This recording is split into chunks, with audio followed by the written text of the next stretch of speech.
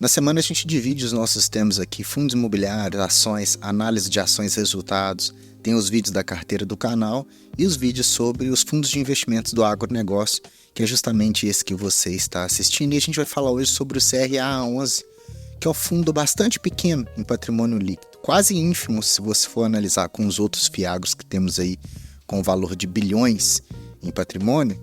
E eu resolvi trazê-lo porque eu achei muito interessante a tese de investimento desse fiagro. Como que um fiagro tão pequeno pode trazer um retorno tão diferenciado, tão atrativo, com um risco também minimizado, né? Vamos entender qual que é a lógica dessa gestora, o que o pessoal está fazendo e como que está o agronegócio brasileiro, tá certo? Bem-vindo ao canal do Investidor Classe Média, eu sou o Gustavo, bora pro vídeo. Quando a gente fala em investimentos, pessoal, a gente precisa colocar o agronegócio dentro dos nossos investimentos, porque só por parte do PIB, o Produto Interno Bruto, do ano passado de 2023, o agronegócio correspondeu a quase 24%, mais precisamente 23,8%, isso de acordo com o CPEA, tá? Então, a gente vê nas notícias, a gente lê sobre as matérias e o agronegócio ele sempre vem fazendo frente por os produtos brasileiros aqui, né? Tanto para essa parte de consumo interno e também fortemente pela exportação, tá? E esse agronegócio, muita gente se limita a investir só nos produtos agrícolas mais famosos, né? Que são soja, milho, café, algodão, mas tem todo o resto da cadeia do agronegócio que precisa também desses investimentos e precisa da mãozinha ali dos investidores para poder fazer com que essa área também acompanhe a produção das sementes, né? A gente precisa de uma boa logística, a gente precisa de uma boa tecnologia de sementes, a gente precisa de insumos, a gente precisa da cadeia do agronegócio se conversando, tá? E este fundo, na carteira dele, a gente vai perceber essas nuances, essas diferenças ali dos investimentos, tá? Para a gente conhecer melhor o CRA11, ele é da Sparta, que é uma gestora bastante interessante também. Em termos de ativos, a carteira de CRAs do CRA11 possui 40 ativos atualmente. Ele tem uma gestão super ativa, né? Uma troca de ativos ali constante para gerar mais renda, por isso que os seus dividendos são maiores, tá? Ele teve início pouco mais de um ano, né? Foi lá em dia 2 de janeiro de 2023, com um patrimônio líquido de 50 milhões, né? A gente tem fundos aqui, fiagros de 2 bilhões, 1 bilhão e meio, 500 milhões, esse só tem 50 milhões no seu patrimônio, mas ele consegue fazer muito com isso. O valor justo da cota, ou seja, o valor patrimonial que estão precificados ali os ativos, seria em torno de R$ 101,92 para só que o mercado está conseguindo ali um ágio em cima desse ativo, negociando a R$ 104,00. Isso dá um preço sobre valor patrimonial de 1,02, ou seja, 2% mais caro do que o preço que ele deveria valer. A gente vai entender por que dessa atratividade, tá? Ele tem poucos cotistas, começou recente, né? Mais de um ano, 2.100 cotistas, e ele tem uma liquidez até interessante pelo seu tamanho, R$265 mil em negociação por dia. É um valor bastante interessante para um fundo tão pequeno. Fundo esse que entregou um yield em média de 15,1%. Então um yield bastante atrativo, justamente também pelo tamanho da sua carteira. E qual que é a ideia da gestão? Qual que é a ideia da Sparta de trazer esse fiagro? A ideia é investir toda a cadeia do agronegócio de uma forma mais diversificada. Então, para aquele investidor que procura uma diversificação na carteira, dentro do agronegócio, uma diversificação mais segmentada, o CRA11 ele traz isso, porque é uma preocupação do gestor para quê? Para minimizar os riscos, né? A gente viu aqui, desde o início do ano, a crise do agronegócio, ou seja, a possível crise com alguns fiagros ali com possíveis problemas, a gente teve ali uma possível quebra de safra e fundos que estão mais alocados nas sementes, por exemplo, mais na soja, mais no milho, acabam sofrendo mais, tá? Então, por isso que é uma ideia dessa gestão de trazer essa diversificação setorial mais segmentada, né? É claro que emitindo sempre o CRAs, ele é um fundo de CRA, tá? E quando a gente olha a carteira dele, a gente percebe que a maior parte da carteira está concentrada nas cooperativas de insumos, tá? Não são cooperativas de sementes ou de soja, milho, algodão, café. São cooperativas de insumos agrícolas que faz todo o restante da cadeia, tá? De equipamentos e maquinários e insumos orgânicos, inorgânicos. Tudo isso entra aqui em 25% da carteira dele. Depois, mais atrás, ele está também investindo no açúcar e etanol, que para esse ano visa um rendimento melhor do que os grãos, tá? Ele tem também, logo após, a avicultura, depois tem distribuidora de insumos, ele tem a parte de tecnologia, os frigoríficos, as cooperativas de créditos, ele tem a produção de grãos, que está justamente demarcado aí como só 5% da carteira para minimizar os riscos da possível quebra de safra, e assim como um todo, né? Produtos de limpeza, têxtil, logística também está bastante importante, né? O Brasil ele tem uma defasagem muito grande na logística e armazenamento dos insumos agrícolas e das sementes, então precisa-se de investimentos nessa área, os defensivos, sementes, indústria alimentícia, e assim como um todo, tá? Diferente um pouco dos outros fiagros, quando a gente analisa, por exemplo, se a gente pegar o KNCA e o Rura 11, o KNCA e o Rura 11, eles estão mais alocados em açúcar e etanol. O Rura 11 ele é bem diversificado também, mas parte da carteira dele, o que predomina é açúcar e etanol, assim como o KNCA. Já as cooperativas de crédito estão mais alocadas ali pelo VG e pelo SNEG. Depois a gente tem de produção de grãos, o RZAG 11 e o XPCA. Então trouxe essas comparações para você entender que dentro dos fiagros existe essa diversificação da carteira mais segmentada, tá? E o CRA 11 ele traz justamente essa diferenciação aqui para a gente. A gente vê também que percentual de patrimônio líquido por CRA que ele emite ou por cliente também não é grandes coisas, né? A maior participação, em 6%, está aqui na Integrada Cooperativa, que é uma empresa. Então, caso ocorra alguma coisa, por exemplo, se essa empresa deixa de pagar, deixa de cumprir as suas obrigações, só 6% desse patrimônio ali vai estar comprometido, né? Então, isso não traz um dano tão expressivo para a carteira do Fiagro e consecutivamente, para os nossos dividendos, tá? Em termos de regionalidade, a gente percebe que a diversificação, praticamente todo o território nacional, o CRA 11 está ali participando, né? E sobre o CRA, sobre a segmentação, sobre os clientes, ele divide também a carteira de crédito, né, em CDI+, e IPCA+, tá? Então, um pouquinho diferente das demais. Ele está com 29% em IPCA e 70% da carteira é CDI.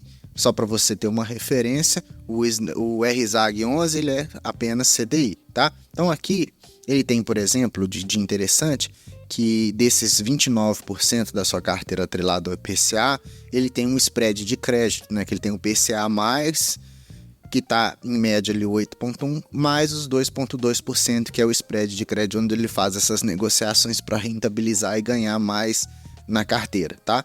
CDI também está rolando ali 3,3%, e assim ele faz essa diversificação também outro tipo de diversificação nas suas linhas de crédito, né? Quando o Fiagro recebe lá os seus valores para distribuir os dividendos, ele tem a sua DRE, né? Então vamos analisar aqui o que está acontecendo. No março de 2024, ele teve uma receita de 606 mil, basicamente ali 90% atrelados ao CRAs, né? Ele tem 1% em caixa, então ele deixa ali 1.457, pelo menos foi o que foi em março, né?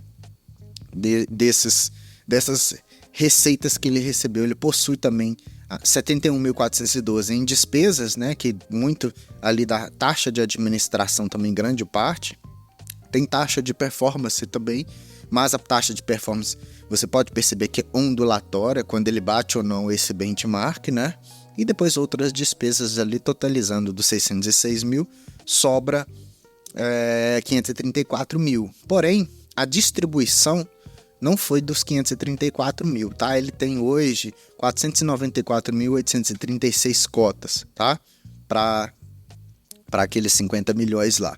Então é o seguinte, ele tem um valor em caixa muito grande e ele tem esses rendimentos que ele vai distribuindo.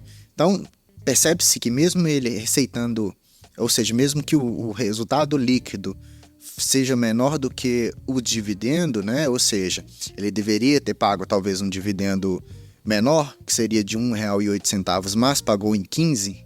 Por quê? Por conta da sua reserva em caixa, tá? Essa é uma estratégia desse Fiagro, de manter um caixa expressivo para que ele comece a linearizar a distribuição de dividendos. Porque quando a gente vê os históricos, a gente percebe que nos meses passados e no ano passado, houve uma pequena ondulação no pagamento dos dividendos, e uns dividendos bastante atrativos, chegando a quase R$ 1,80 ali de pagamento de dividendo por cota, tá? Então ele teve essa ondulação, ele está se reajustando esses pagamentos, e ele vai agora, quando o fundo receita menos, usa um pouquinho de caixa, quando o fundo receita mais, ele vai salva um pouquinho para o caixa de novo e consegue fazer essa intermediação para a gente, tá?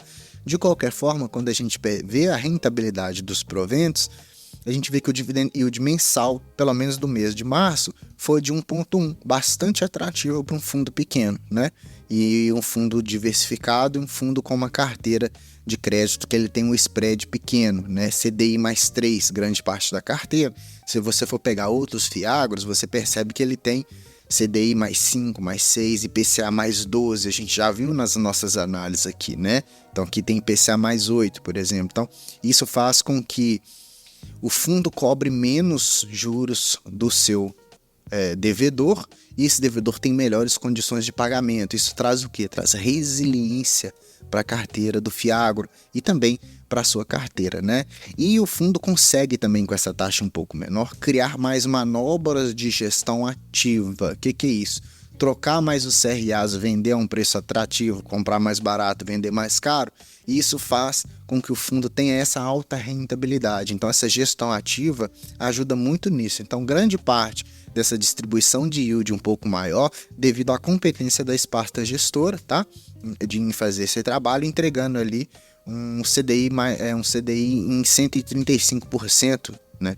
Quando a gente analisa em termos de rentabilidade líquido de impostos. Se a gente compara se esse realmente foi um fundo rentável desde o seu início, quando a gente joga no gráfico, perceber aqui que ele venceu justamente o índice de renda fixa, né, que é o IMAB, que é o IPCA longo, então, ou IPCA+, né? Então, enquanto o IPCA+, nesse quase 13 meses, digamos assim, rendeu 10%, o CRA rendeu 17,09%, ali com o reinvestimento dos proventos, bastante rentável, né? Se a gente vê isso com outros Fiagros, também para ter uma noção, né?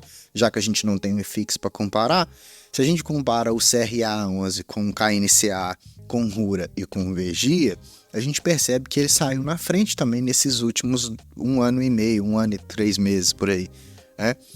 Porque é desde o início do CRA 11, tá? Então, enquanto ele rendeu esses 17,09%, o KNCA ficou com 12%, o IMAB também em 10%, já o Rura 11 com 7,5% e o Vergia, para tristeza de nós investidores, com uma rentabilidade negativa de menos 1,15%, devido a todos os fatos de inadimplência que ocorreram com o Vergia e com a cooperativa Languiru.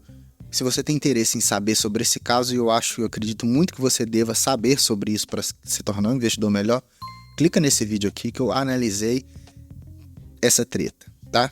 Foi treta mesmo. Para analisar os investimentos também, acho interessante trazer para nós, sobre o CRA 11, o seu potencial de risco e retorno nos investimentos, né? A gente tem essa tríade: risco, retorno e liquidez. A gente sabe que o CRA 11 já é um fundo com uma liquidez ok, né? 200 e tantos mil de média diária, então isso é fácil de entrar e sair do fundo. Você precisou vender tudo, tá ali o dinheiro na mão. E sobre os seus retornos e sobre o seu risco, comparado com o VGIA, o XPCA, o KNCA e até o IPCA longo. A gente percebe que o IPCA longo, claro que ele vai ganhar, que ele é um fundo de renda fixa, né? Então ele vai ser mais resiliente, ele tem um risco baixo, mas também tem um retorno menor. Quando a gente analisa aqui o CRA 11, eu coloquei essa linha vermelha aí no meio para você entender. O CRA 11 ele tem um risco menor do que o KNCA, o XPCA e o VGIA, mas ele tem um retorno maior. Então, isso em resumo, se você ficou um pouco perdido, quer dizer que é um Fiagro que ele tem um retorno alto nos seus valores, na sua rentabilidade, porém ele assume um baixo risco de crédito. Ao contrário do VGIA, por exemplo, que a gente analisou, olha só, ele tem um risco muito elevado, mas a rentabilidade é baixa, né? Vê que ele está mais abaixo lá, né? Então, se for olhar essas métricas aqui, ele está lá quase no valorzinho 15, que é do de risco, né? E a rentabilidade baixa, abaixo dos 5 aí, quando você olha a linha horizontal, tá? Então, isso que quer dizer, achei interessante trazer isso para a gente ter mais noção, né? Então, assim, observando que esse Fiagro, ele é um Fiagro que tem uma carteira super diversificada, ele tem um patrimônio mais protegido, ele tem os seus indexadores menos audaciosos. Isso faz o quê? Despertar os olhares dos investidores. Por isso que as cotas estão com esse valor, R$ 104,45, negociando um pouquinho acima do seu valor patrimonial, somando uma rentabilidade desde o início de 1,71%. Isso sem analisar a redistribuição dos dividendos, tá bom? Então, por isso que ele é um fundo que está ali com 1,02 em preço ao valor patrimonial. Então, se você gostou desse Fiagro, quer colocar ele na sua carteira, lembrando que isso não é sugestão de investimento, só estou te informando aqui um dado mais resumido, você vai pagar R$ 104,45 para ele te dar um dividendo de R$ 1,15, pelo menos que foi o que me foi distribuído mês passado, dando uma rentabilidade de 1,1% e um PVP de 1,02, tá? Interessante você fazer essa análise da sua carteira de Fiagros, se você investe, ver os seus ativos, quanto de risco eles estão expostos, porque, em tese, os fundos imobiliários, os Fiagros e a renda fixa deveriam ter um menor risco na sua carteira quando a gente compara com ações. Se você quer um ativo mais audacioso, mais de risco, é interessante você analisar mais as ações, porque ela tem um potencial de upside melhor. Então você vai ficar sofrendo com Fiagro, sofrendo com fundo imobiliário que está ali sofrendo inadimplência, está sofrendo marcação a mercado, está sofrendo especulações. Será que vale a pena esse sofrimento todo para você ter uma rentabilidade média assim que você teria melhor em outros ativos, né? De qualquer forma, a diversificação da sua carteira ela é muito importante. E essa gestão ativa também da sua carteira é importante. Por isso que é legal você acompanhar aqui o canal, né? Sempre em todos os vídeos, mesmo em alguns vídeos que não te chamam tanto a atenção. Por exemplo, quem investe muito em fundo imobiliário não olha tanto para as ações, mas é importante, porque eu sempre trago no canal os assuntos que são pertinentes, assuntos que eu sentia falta lá no passado quando eu comecei a investir. Como ninguém me falava sobre esses assuntos mais específicos, talvez teóricos demais, eu errava bastante, né? Então, por isso que eu trago os vídeos diferentes, por isso que o canal não é só Fiagro, não é só fundo imobiliário, é um canal de investimentos mais completo, tá bom? Então é isso, espero que você tenha gostado desse vídeo. Se você gostou, deixa o like aí pra mim, tá? Se inscreva no canal se você não é inscrito, eu preciso da sua inscrição, é muito importante pra mim. Ative o sininho também, é importante que você ative o sininho para receber os vídeos na mão aí. Na hora que eu postar, você já vai receber a notificação. Comenta para mim que eu só quero saber o que você acha do CRA11, tá certo? Muito obrigado por ter ficado até aqui e te vejo no próximo.